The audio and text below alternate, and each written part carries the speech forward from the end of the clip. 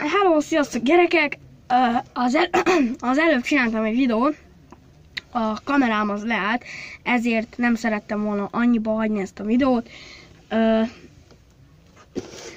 Tököt faragtunk az előbb, csak ugye, mint az előbb is mondtam, leállt a kamerám.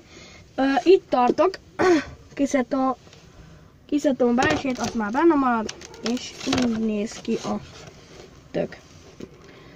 Hát igen, én kicsit elég ilyen bungee, kancsa, úgyhogy felraktuk a gyertyát, a műgyertyát.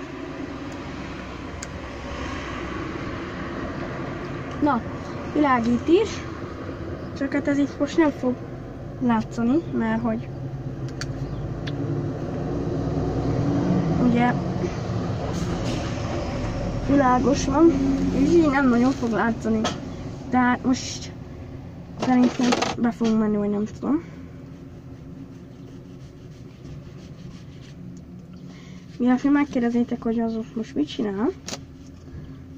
Mondom is.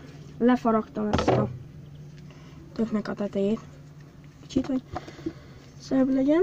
Várjunk, hogy is volt ez benne. Így. Na, itt is van a tök. Itt van, hát itt nézzünk. Nyomjuk.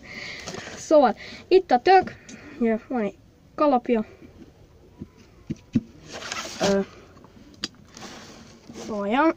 Világít egyébként, nem látszik, de tényleg világít. Az egyik fel is borult. Itt van, világít. Csak hát nem fog világítani, hogy látszódjon is. De ott van, látszik azért, hogy a sötétben jobban fog látszani.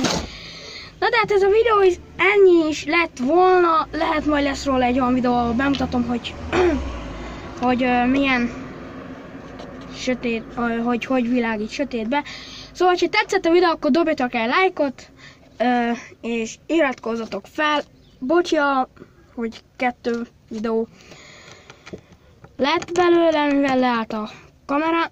Úgyhogy én Robi a király voltam. Sziasztok!